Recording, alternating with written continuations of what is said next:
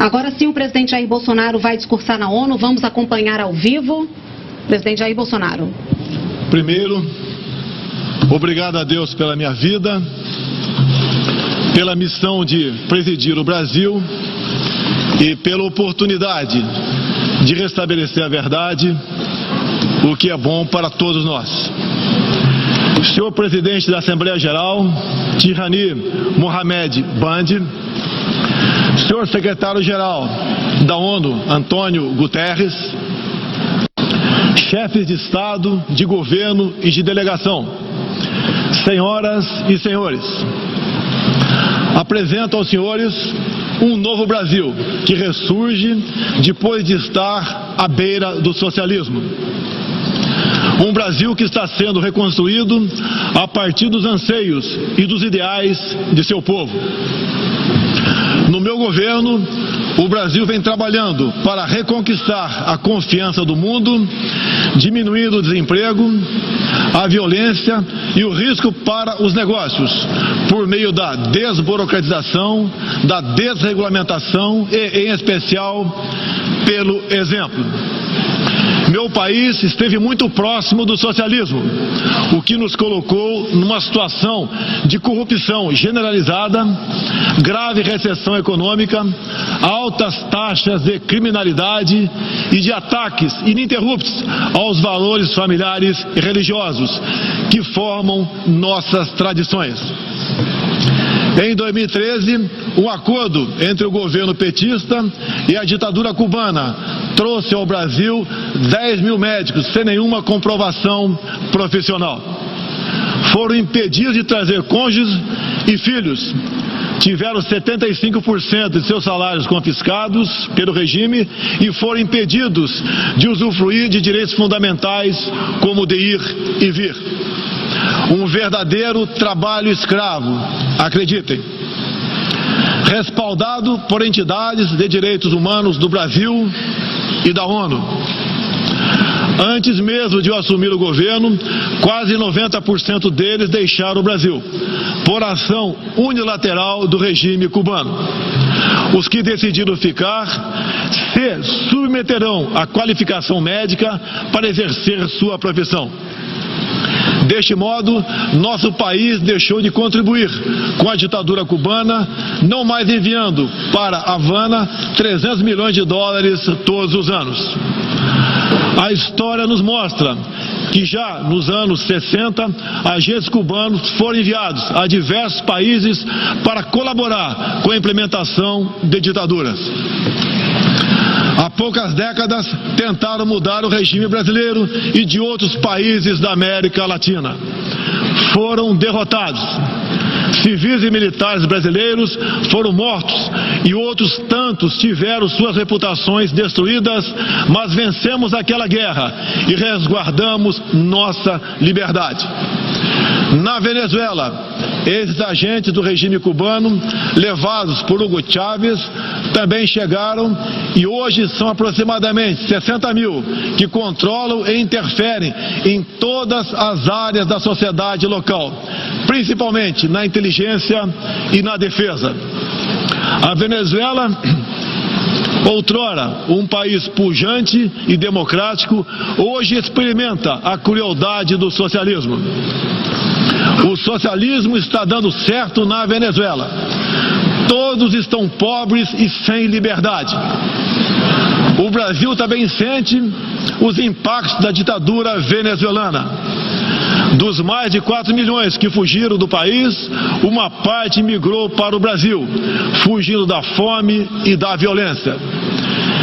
Temos feito a nossa parte para ajudá-los, através da Operação Acolhida, realizada pelo Exército Brasileiro e elogiada mundialmente. Trabalhamos com outros países, entre eles os Estados Unidos, para que a democracia seja restabelecida na Venezuela, mas também nos empenhamos duramente para que outros países da América do Sul não experimentem esse nefasto regime. O Foro de São Paulo, organização criminosa, criada em 90 por Fidel Castro, Lula e Chávez, para difundir e implementar o socialismo na América Latina ainda continua vivo e tem que ser combatido. Senhoras e senhores, em busca de prosperidade, estamos adotando políticas que nos aproximem de países outros que se desenvolveram e consolidaram suas democracias. Não pode haver liberdade política sem que haja também liberdade econômica. E vice-versa. O livre mercado, as concessões e as privatizações já se fazem presentes hoje no Brasil. A economia está reagindo ao romper vícios e amarras de quase 2 décadas de irresponsabilidade fiscal, aparelhamento do Estado e corrupção generalizada. A abertura, a gestão competente e os ganhos de produtividade são objetivos imediatos do nosso governo. Estamos abrindo a economia e nos integrando às cadeias globais de valor. Em apenas 8 meses, concluímos os 2 maiores acordos comerciais da história do país. Aqueles firmados entre o Mercosul e a União Europeia e entre o Mercosul e a Área Europeia de Livre Comércio, o EFTA. Pretendemos seguir adiante com vários outros acordos nos próximos meses. Estamos prontos também para iniciar nosso processo de adesão à Organização para a Cooperação de Desenvolvimento Econômico, OCDE. Já estamos adiantados, adotando as práticas mundiais mais elevadas em todos os terrenos, desde a regulação financeira até a proteção ambiental. Senhorita Izani Calapalo, indígena aqui presente no Brasil, agora vamos falar de Amazônia.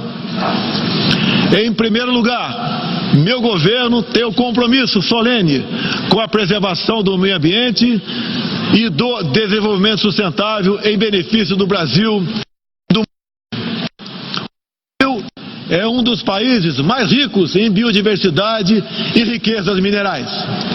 Nossa Amazônia é maior que toda a Europa Ocidental e permanece praticamente intocada. Prova de que somos um dos países que mais protege o meio ambiente.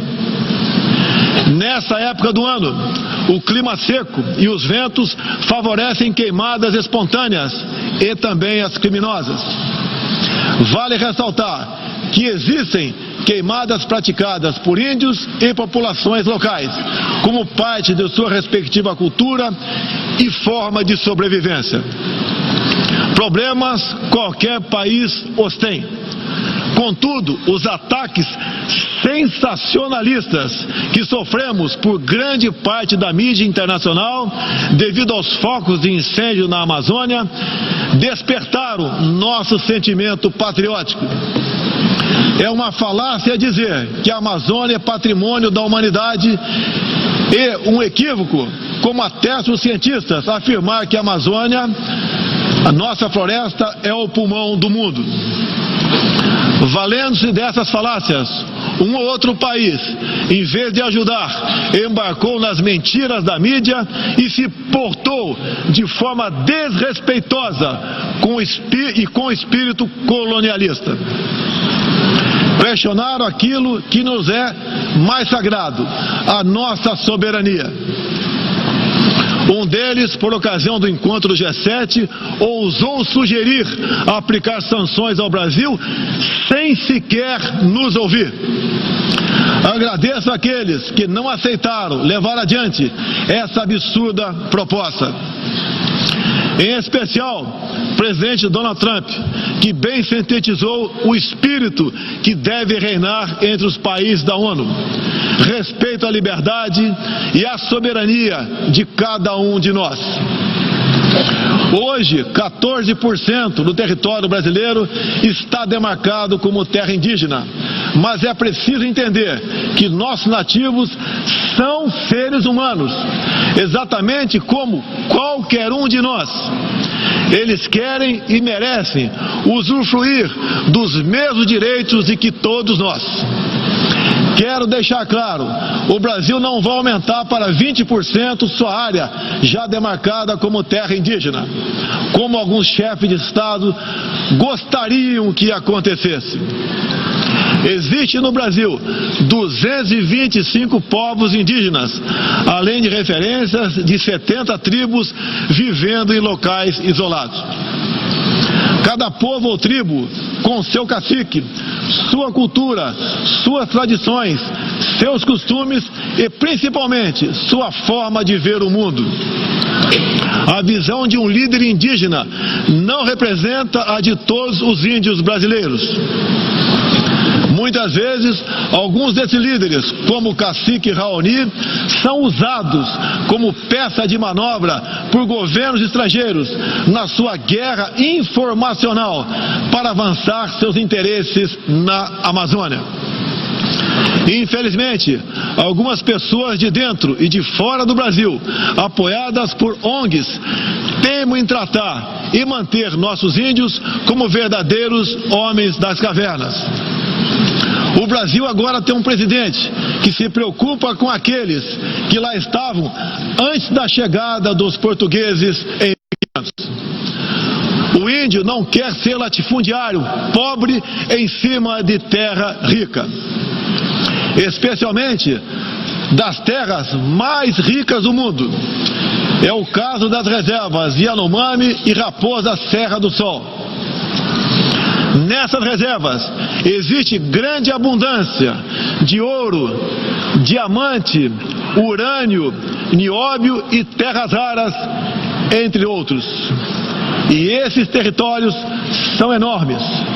A reserva Yanomami sozinha conta com aproximadamente 95 mil quilômetros quadrados, o equivalente ao tamanho de Portugal ou da Hungria, embora apenas 15 mil índios vivam nessa área. Isso demonstra que os que nos atacam não estão preocupados com o ser humano índio, mas sim com as riquezas minerais e a biodiversidade existentes nessas áreas. E para mostrar aos senhores que não existe uma autoridade única entre os índios, eu quero ler uma carta aqui de grande parte das comunidades indígenas endereçadas para os senhores.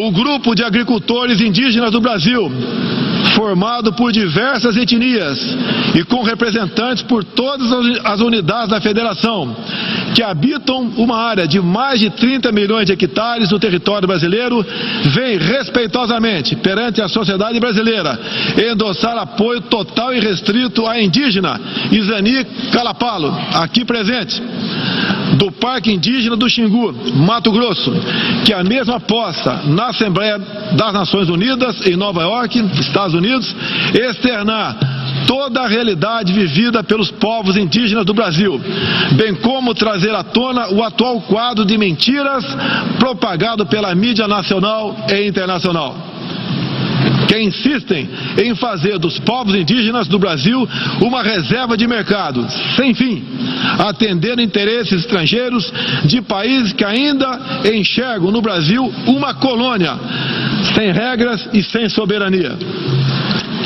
O Brasil possui 14% do seu território nacional regularizado como terras indígenas e muitas comunidades estão sedentas para que o desenvolvimento dessa parte do Brasil finalmente ocorra sem amarras ideológicas ou burocráticas.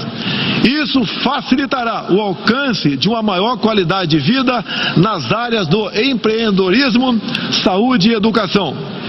Uma nova política indigenista no Brasil é necessária. O tempo urge. Medidas arrojadas podem e devem ser incentivadas na busca pela autonomia econômica dos indígenas. Certamente que se um conjunto de decisões vier nesse sentido, poderemos vislumbrar um novo modelo para a questão indígena brasileira. Um novo tempo para as comunidades indígenas é fundamental. a situação de extrema pobreza em que se encontram, sobrevivendo tão somente do Bolsa Família e de cestas básicas, nunca representou dignidade e desenvolvimento. O ambientalismo radical e o indigenismo ultrapassado e fora de sintonia com o que querem os povos indígenas representam o atraso, a marginalização e a completa ausência de cidadania. A realidade ora posta impõe que o mundo, na arena da Assembleia das Nações Unidas, possa conhecer nossos desejos e aspirações na voz da indígena Izani Kalapalo, que transmitirá o real quadro do meio ambiente e das comunidades indígenas brasileiras. Portanto, Izani Kalapalo goza de confiança e do prestígio da liderança indígena interessada em desenvolvimento, empoderamento e protagonismo, estando apta para representar as etnias relacionadas anexas, que são 52. Acabou o monopólio do senhor Raoni. A Organização das Nações Unidas teve papel fundamental na superação do colonialismo e não pode aceitar que essa mentalidade regresse a estas salas e corredores sob qualquer pretexto. Não podemos esquecer que o mundo necessita ser alimentado. A França e a Alemanha, por exemplo, usam mais de 50% de seus territórios para a agricultura. Já o Brasil usa apenas 8% de terras para a produção de alimentos. 61% do nosso território é preservado.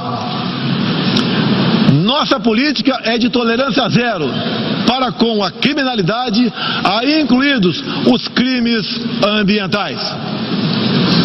Quero reafirmar minha posição de que qualquer iniciativa de ajuda ou apoio à preservação da floresta amazônica ou de outros biomas deve ser tratado em pleno respeito à soberania brasileira.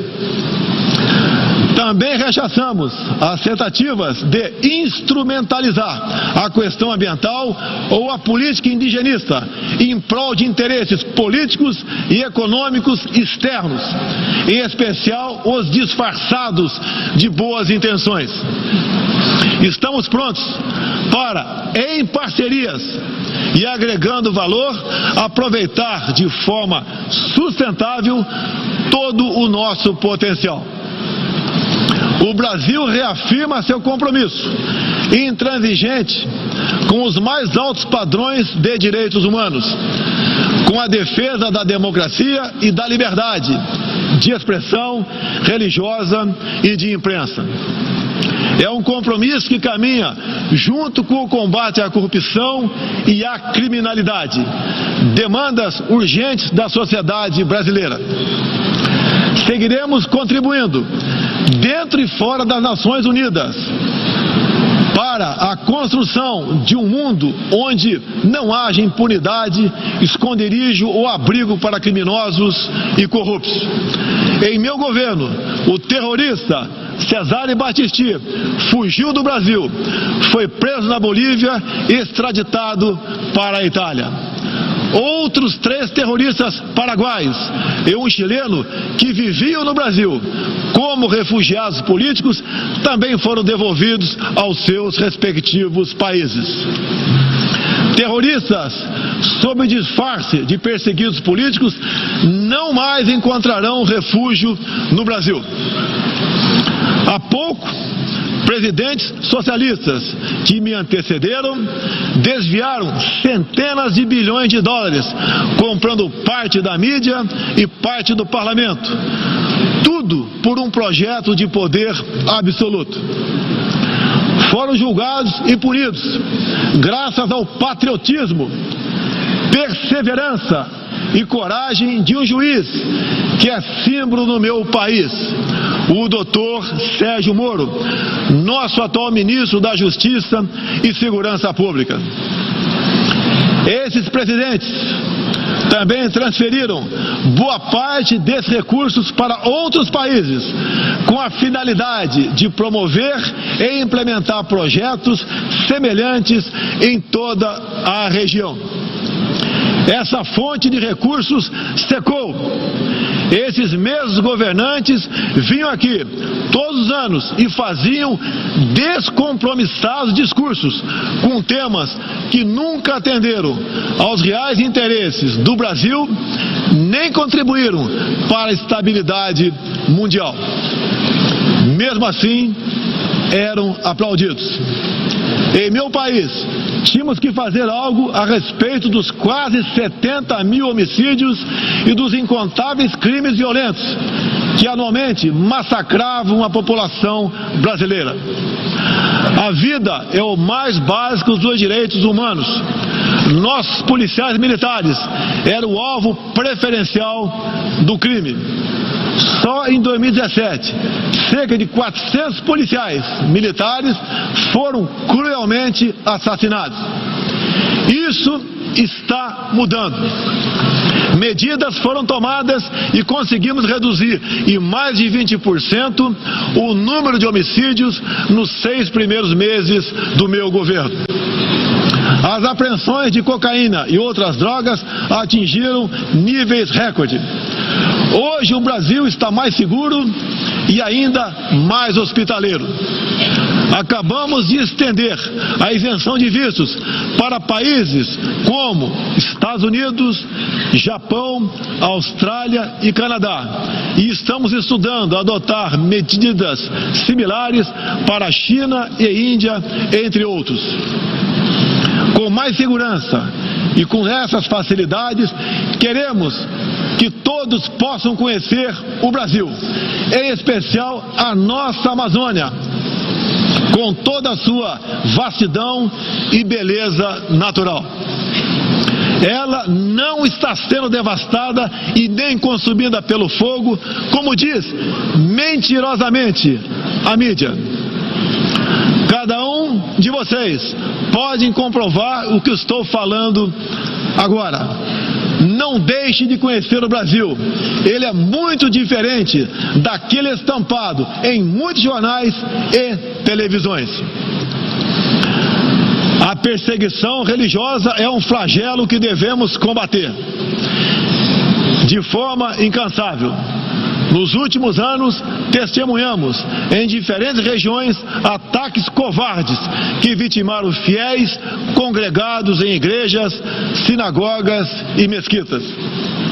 O Brasil condena energicamente todos esses atos e está pronto a colaborar com outros países para a proteção daqueles que se veem oprimidos por causa de sua fé.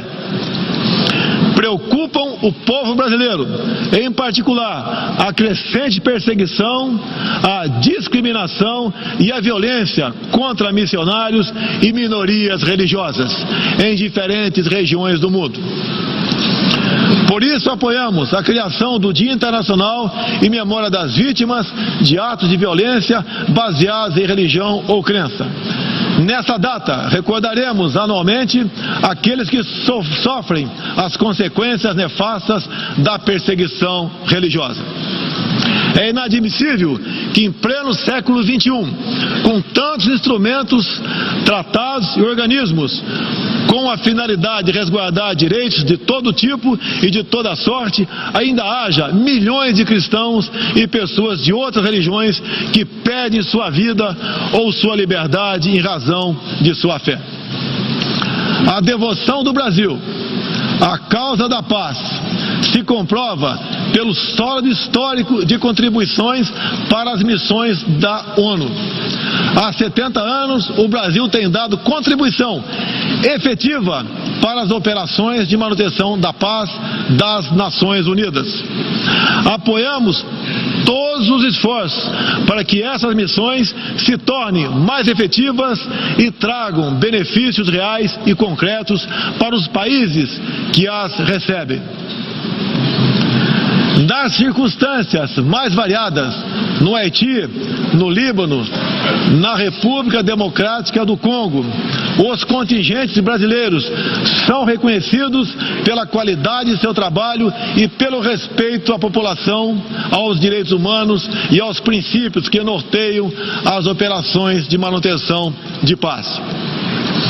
Reafirmo nossa disposição de manter contribuição concreta às missões da ONU, inclusive no que diz respeito ao treinamento e à capacitação de tropas, área em que temos reconhecida experiência.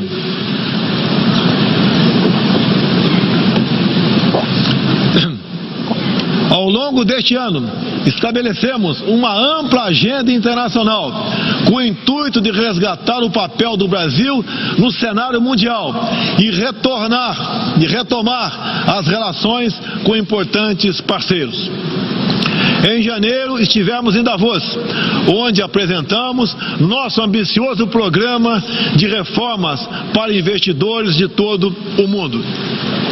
Em março, visitamos Washington, onde lançamos uma parceria abrangente e ousada com o governo dos Estados Unidos em todas as áreas, com destaque para a coordenação política e para a cooperação econômica e militar. Ainda em março, estivemos no Chile, onde foi lançado o ProSul, importante iniciativa para garantir que a América do Sul se consolide como um espaço de democracia e de liberdade. Na sequência, visitamos Israel, onde identificamos inúmeras oportunidades de cooperação, em especial na área de tecnologia e segurança. Agradeço a Israel o apoio no combate aos recentes desastres ocorridos em meu país.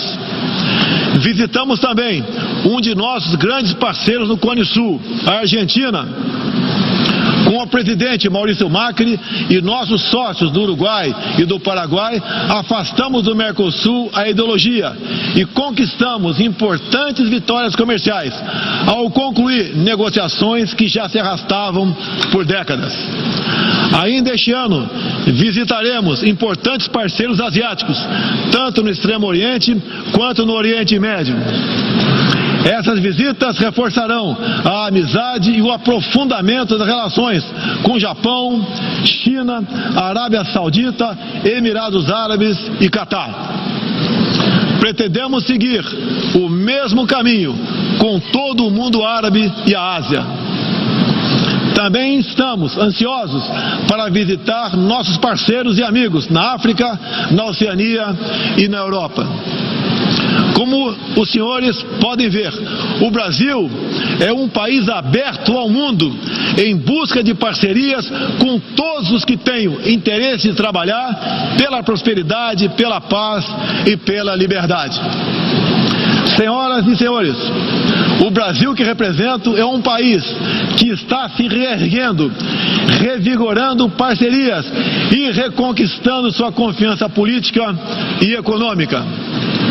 Estamos preparados para assumir as responsabilidades que nos cabem no sistema internacional. Durante as últimas décadas, nos deixamos seduzir, sem perceber, por sistemas ideológicos de pensamento que não buscavam a verdade, mas o poder absoluto. A ideologia se instalou no terreno da cultura, da educação e da mídia, dominando meios de comunicação, universidades e escolas. A ideologia invadiu nossos lares para investir contra a célula máter de qualquer sociedade saudável, a família. Tento ainda destruir a inocência de nossas crianças, pervertendo até mesmo identidade mais básica e elementar, a biológica. O politicamente correto passou a dominar o debate público para expulsar a racionalidade e substituí-la pela manipulação, pela repetição de clichês e pelas palavras de ordem. A ideologia invadiu a própria alma humana para dela expulsar Deus e a dignidade com que Ele nos revestiu. E, Com esses métodos, essa ideologia sempre deixou um rastro de morte, ignorância e miséria por onde passou. Sou prova viva disso. Fui covardemente esfaqueado por um militante de esquerda e só sobrevivi por um milagre de Deus. Mais uma vez, agradeço a Deus pela minha vida. A ONU pode ajudar a derrotar o ambiente materialista e ideológico que compromete alguns princípios básicos da dignidade humana.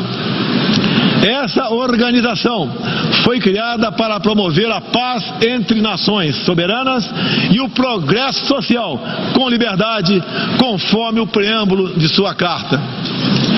Nas questões do clima, da democracia, dos direitos humanos, da igualdade de direitos e deveres entre homens e mulheres, e em tantas outras, tudo o que precisamos é isso: contemplar a verdade seguindo João 8,32. E conhecereis a verdade, e a verdade vos libertará. Todos os nossos instrumentos, nacionais e internacionais, devem estar direcionados, em última instância, para esse objetivo. Não estamos aqui para apagar nacionalidades e soberanias, em nome de um interesse global abstrato. Esta não é a organização do interesse global. É a Organização das Nações Unidas. Assim deve permanecer. Com humildade e confiante no poder libertador da verdade, estejam certos de que poderão contar com este novo Brasil que aqui apresento aos senhores e senhoras. Agradeço a todos pela graça e pela glória de Deus. Meu muito obrigado.